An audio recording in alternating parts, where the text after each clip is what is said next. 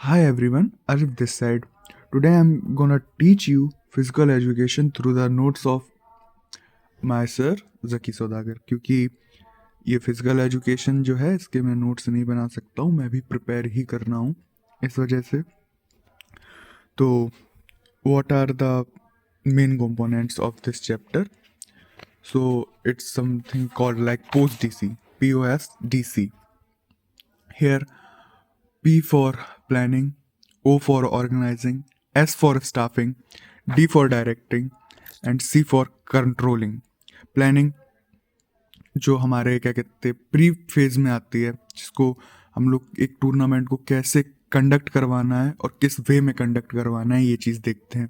Organising में हमको जो मेन फंक्शंस होते हैं उनको एक बार कंफर्म करना होता है कि वो कैसे वर्क करेंगे कैसे नहीं वर्क करेंगे, और इसी टाइम में हमें टास्क एंड ड्यूटी असाइन करनी पड़ती हैं। उसके बाद इससे ही जो कनेक्टेड फैक्टर है वो आता है स्टाफिंग। स्टाफिंग के अंदर जो टास्क और हम लोगों ने रिस्पॉन्सिबिलिटीज़ ऑर्गेनाइजिंग में देखी थी उनके लिए हमें एक सूटेबल मेंबर चाहिए होता है, सूटेबल टाइम पे और राइट पोजीशन में। डायरेक्टिंग, अब इन्हीं प्रोसेस को जो स्टाफिंग मेंबर्स हैं वो डायरेक्ट करेंगे, सुपरवाइज करेंगे और according to their staffing committees ये लीड करेंगे, अपने अपने वर्क को डिवाइड कर लेंगे।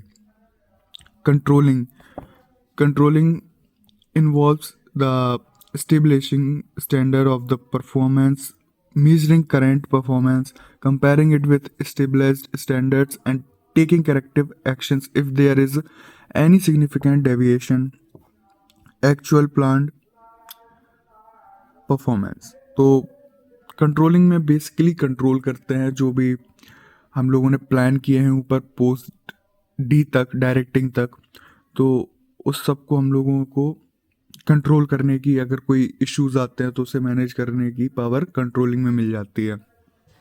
अब यहाँ पे आती हैं कुछ इंपॉर्टेंट कमिटीज़। आपको ये 5 से 6 याद करके जानी है क्योंकि 5 से 6 ही आएंगी, इनमें से ज़्यादा नहीं आएंगी। इसमें देखिए मेन आप मान लीजिए मीडिया कमेटी, जो क्या कहते हैं मीडिया वगैरह को कंट्रोल करती है, प्रेस वगैरह को कंट्रोल करती है। कुछ इजी हैं जो मैं बता देता हूँ। टेक्निकल कमेटी, ये आपके दिमाग में बहुत जल्दी रह जाएगी। जो टेक्निकल वर्क होता है किसी भी टूर्नामेंट का, उस चीज़ को हैंडल करती हैं वो टेक्निकल कमिटीज़ हो जाती हैं। अगर गेम खेल रहे हैं तो ऑब्वियस सी बात है चोट आएगी तो हमें हेल्थ कम्युनिटी की ज़रूरत, कमेटी की ज़रूरत पड़नी ही पड़नी है। तो हेल्थ कमेटी हमें हमेशा याद रहेगी। और अगर कोई गेम ऑर्गेनाइज कर रहा है तो देखो पैसा तो हर जगह चाहिए होता है, पैसा तो चाहिए ही होता है, तो पैसा is the most important thing that we need. तो फाइनेंस कम्युनिटी, यही आपकी 4-5 कम्युनिटीज़ हो गई हैं। वहाँ पे गेम हो रहा है तो खाना पीना भी चाहिए होगा, तो रिफ्रेशमेंट कमेटी भी रिस्पॉन्सिबल है। अब रिस्पॉन्सिबिलिटीज़ पे आते हैं तो 3 टाइप की रिस्पॉन्सिबिलिटीज़ होती हैं: pre responsibilities, post responsibilities and during responsibilities. Pre responsibilities में क्या है कि ग्राउंड आपको देखना है। कोई भी ग्राउंड है तो आपको फर्स्ट ऑफ ऑल उस ग्राउंड को देखना है, वहाँ पे सेटअप कैसे लगाना है और कब लगाना है, कितने टाइम में लगाना है, वो सब आपको उसी में देखना पड़ेगा। देखिए लिखा भी है नोट्स में, to finalise venue for the event, to coordinate with local minority majorities for necessary permit and permission. तो यही सब चीज़ें हैं। ड्यूरिंग में आपको मॉनिटर करना होता है कि कोई भी टूर्नामेंट में कोई चीटिंग तो नहीं हो रही है, या फिर ऑडियंस के थ्रू कोई इश्यूज तो रेज नहीं हो रहे हैं। वो इश्यूज होंगे तो तुरंत ड्यूरिंग रिस्पॉन्सिबिलिटीज़ में ही आपको रिसॉल्व करवाना है। पोस्ट रिस्पॉन्सिबिलिटीज़ में क्या है, जैसे कि मान लीजिए शादी होती है तो अपने यहाँ पे जैसी शादी हुई है तो बर्तन वगैरह वापस करने होते हैं, तो उसी टाइप से इक्विपमेंट्स वगैरह वापस करने होते हैं आफ्टर द टूर्नामेंट। इक्विपमेंट्स वापस करने हैं, जो फाइनेंसेस बच्चे होते हैं वो पे करना, ये सब पोस्ट में आ जाता है। तो it's something like that. Tournament, अब टूर्नामेंट क्या कहते हैं, गेम होता है, कॉम्पिटिटिव स्पोर्ट होता है, कॉम्पिटिटिव स्पिरिट होती है जो हम लोग आपस में खेलते हैं अपने कॉम्पिटिटर्स के अपोजिट में। और ये 2 टाइप्स का होता है, मेनली 2 टाइप्स का होता है, टाइप्स तो काफ़ी आ जाएंगे। Knockout and league tournament. Knockout में क्या है, स्क्विड गेम्स देखा होगा आप लोगों ने, तो नॉकआउट में जैसे कि एक बार अगर हारे तो गेम से एलिमिनेट हो जाएंगे, सिंपली स्क्विड गेम से समझ गए होंगे आप लोग। लीग टूर्नामेंट में क्या है कि ये मैटर नहीं करता है एक टीम हारे या जीते, उसे एक और चांस या फिर एक से काफ़ी ज़्यादा चांसेस भी मिल जाते हैं। अब देखो कोई भी टूर्नामेंट होता है वो कभी भी लीग या नॉकआउट नहीं होता है, क्योंकि दो फेजेस में होता है तो कॉम्बिनेशन में आ जाता है। तो कॉम्बिनेशन टूर्नामेंट में भी अब देख लो, ये कॉम्बिनेशन में लीग और लीग, आप कहोगे कि ये केवल प्रॉपर लीग है, नहीं, लीग और लीग, जैसे लीग कम लीग, जो फर्स्ट इनिशियल फेज होता है उसमें भी लीग है और जो लास्ट फेज है उसमें भी लीग है। तो वहीं पे एक और आ जाता है नॉकआउट कम लीग। यहाँ पे पहले नॉकआउट टूर्नामेंट्स होंगे एंड जो सेकंड हाफ होगा वहाँ पे लीग टूर्नामेंट होंगे। थर्ड आपका आ जाता है लीग कम नॉकआउट, पहले लीग उसके बाद नॉकआउट, और जो लास्ट आता है नॉकआउट कम नॉकआउट। यहाँ पे पहले इनिशियल फेज में भी नॉकआउट होगा और लास्ट फेज में भी नॉकआउट होगा। दिस मेथड, अब हम लोगों को फिक्सर्स के बारे में थोड़ा समझना पड़ेगा ऑब्वियसली, क्योंकि इसी से न्यूमेरिकल्स आते हैं चैप्टर के and it's tough sometimes. These methods of creating fixtures are known as certain numbers team are divided between certain numbers team individual advance to next without having a match। तो देखो 22 कैसे दिए जाते हैं, तो एक पैटर्न क्रिएट हो जाएगा ऑब्वियसली अपने माइंड में कि LH फिर UH फिर LH फिर UH, LH है लोअर हाफ, UH है अपर हाफ। देखो नाइंसाफी नहीं करता यूनिवर्स किसी के भी साथ में, तो उसी हिसाब से याद कर लेंगे।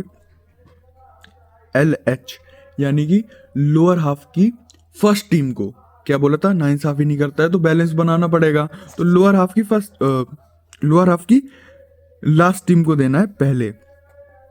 UH सॉरी मतलब गलत हो गया, बट ये जो बैलेंस बनाने की बात है वो सेकंड, मतलब जो सेकंड बार हम लोग LH UH करेंगे फर्स्ट हाफ में। तो सिंपल है, लोअर हाफ की लास्ट टीम अपर हाफ की फर्स्ट टीम।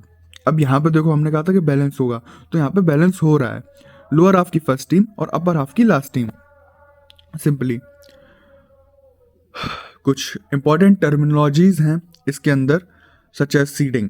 सीडिंग में क्या रहता है कि in this method individual or teams are assigned to different brackets or group based on their performance in the previous tournament or competitions। अब यहाँ पे देखो कि RCB है, उसको एक टूर्नामेंट वाले यूज करते हैं एंड तक, क्योंकि पता है जीतती नहीं है, तो हाँ मतलब उसको बचा के रखते हैं ताकि स्टार्टिंग में आउट ना हो जाए, जिससे कि ऑडियंस इंटरेक्शन बहुत कम हो जाएगा, और ऑडियंस इंटरेक्शन कम हो जाएगा तो टूर्नामेंट के फाइनेंशियली मतलब सपोर्ट नहीं कर पाएंगे, समझ लो, वहाँ से कनेक्ट कर सकते हो आप।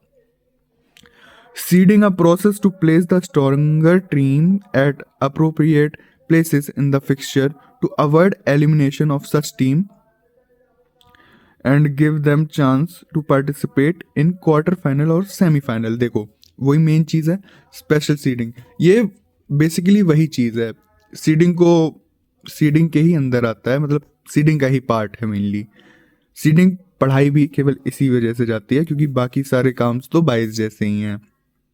अब 22 जैसे ही हैं तो यहाँ पे देखो ऑब्वियसली सेट किया हुआ है, सबसे पहला जो सीडिंग होता है वो अपर हाफ की फर्स्ट टीम को दिया जाता है, जो कि अपर हाफ की फर्स्ट टीम कैसे डिसाइड की जाती है, प्रीवियस टूर्नामेंट के परफॉर्मेंस के बेसिस पे।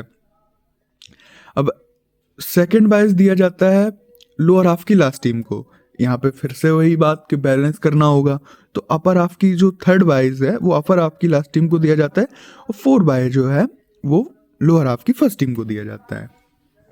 अब फिक्सर्स की बात करेंगे तो यहाँ पे भी भाई देखो 2 टाइप के फिक्सर्स होते हैं, सेम एज नॉकआउट, वो अपना टूर्नामेंट के हिसाब से। तो 2 टाइप के फिक्सर्स होते हैं, knockout fixers and league fixers. देखो लीग फिक्सर्स में बता दूं कि सबसे जो इजी मेथड है, सब भूल गए तो मैं कुछ नहीं पता है, तो स्टेयरकेस मेथड है, ये बना के आ जाना भाई, बहुत अच्छे से नंबर भी मिल जाते हैं। मैं भी वही करूँगा, मतलब अगर भूला तो, वरना तो बाकी मेथड्स भी अच्छे हैं, साइक्लिक मेथड बहुत अच्छा है, टेबुलर मेथड ये थोड़ा समझ में नहीं आता है तो मैं इसे अवॉइड ही करूँगा। Knockout fixers with bias, without bias, with seeding. 3 तरह के होते हैं, मतलब सेम ही है यार। चलो तो देखो यहाँ पे फिक्सर्स हैं, टीम्स को आपको लिख लेना है 1 2 3 4।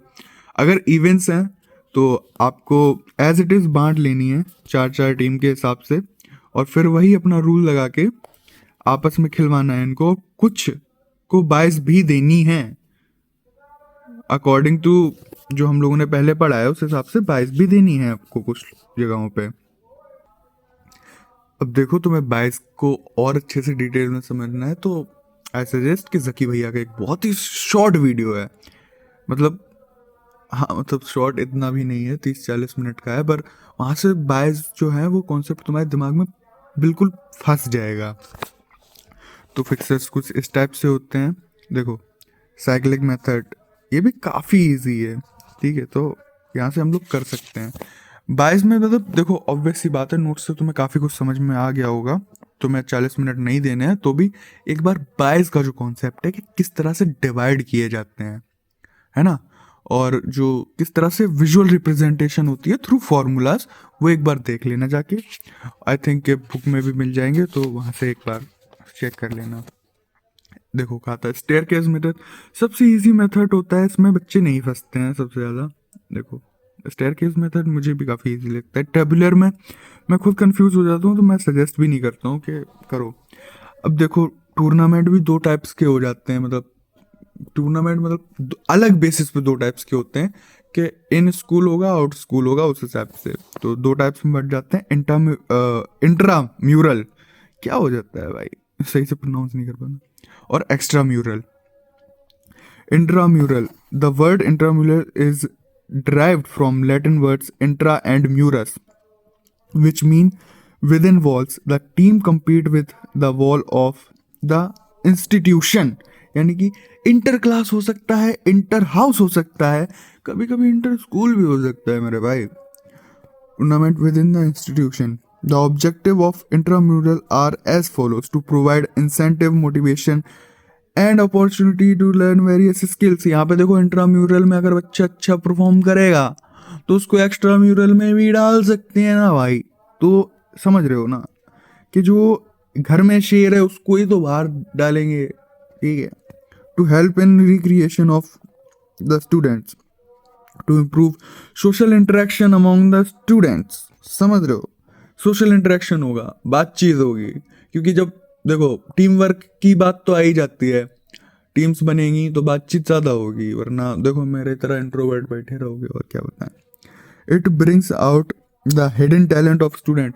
कोई बच्चा कबड्डी अच्छा खेलता है, वैसे क्लास में शांत बैठा रहता है, जैसे कि मैं, खैर छोड़ो मैं अपना ज़्यादा, I am so self obsessed यार। It develops leadership qualities in the student. वही बात बोली ना कि टीम बनेगी तो लीडर तो होगा ना भाई, टीम बनेगी तो लीडर तो होगा, तो लीडरशिप क्वालिटी भी आ जाएगी। Extramural, this encloses with the activities which are performed outside the wall of the institution or school। कहा था एक्स्ट्राम्यूरल स्कूल के बाहर, यहाँ पे कौन बच्चे आएंगे जो इंट्राम्यूरल में फोड़ के आएंगे, समझ रहे हो ना। It means that students of 2 or more school participate in such competition.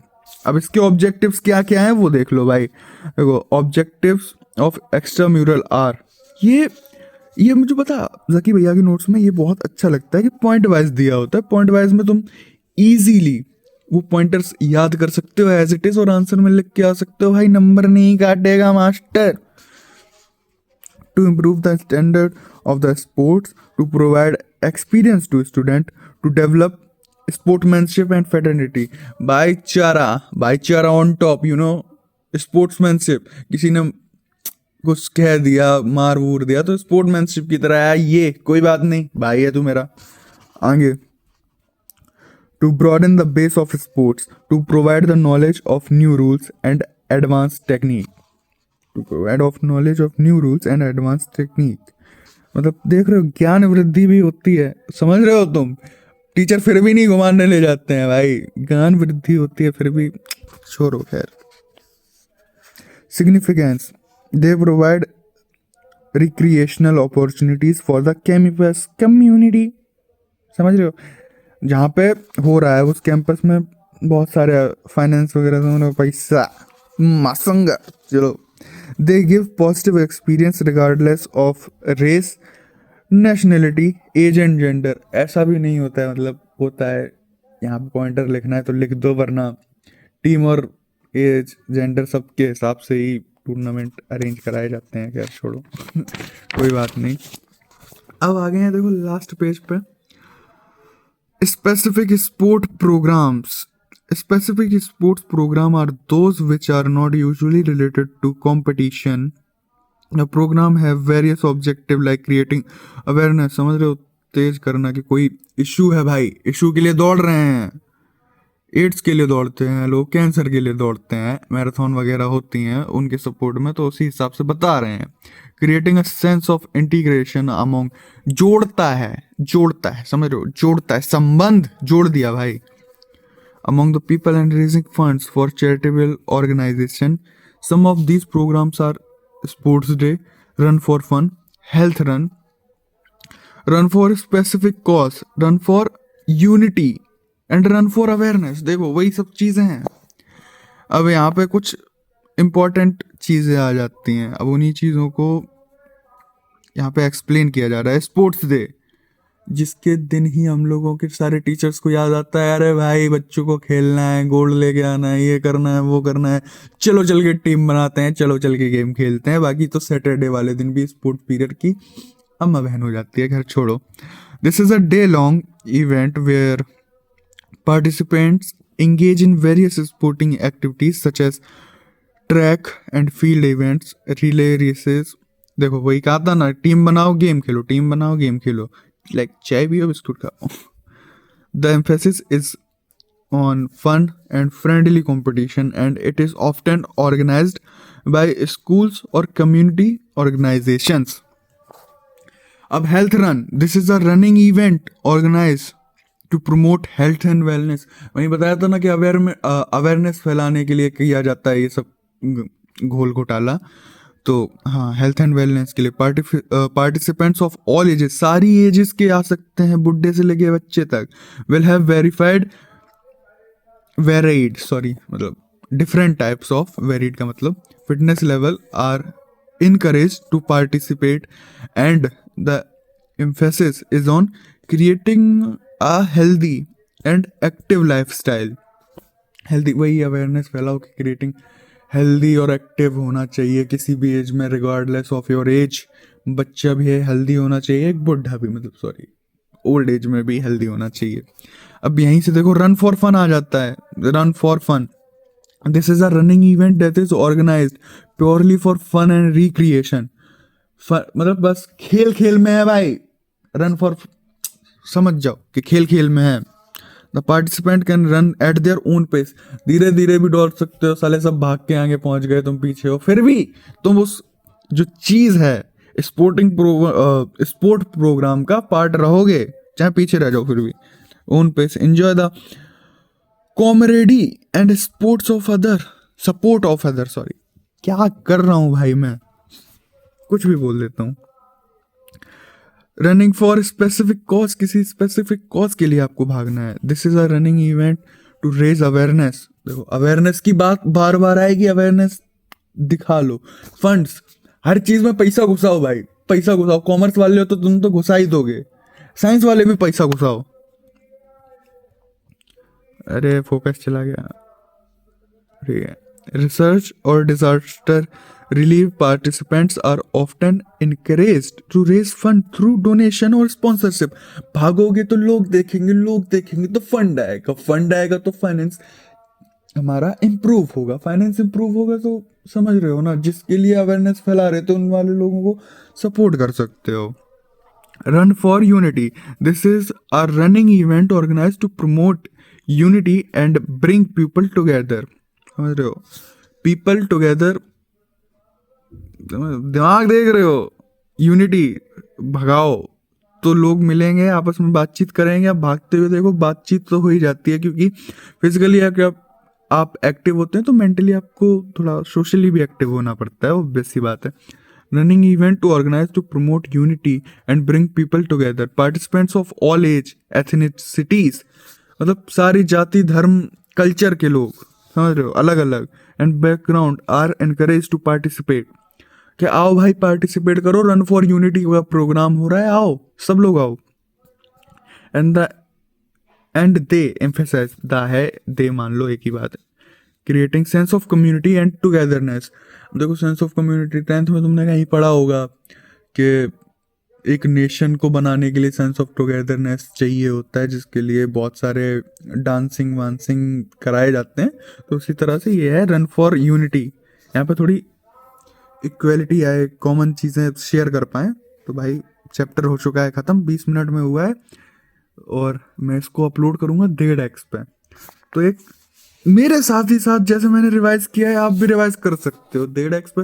पता नहीं कितना होगा, 10-15 मिनट का हो जाएगा ये, तो कर लेना भाई। चलो टाटा बाय बाय।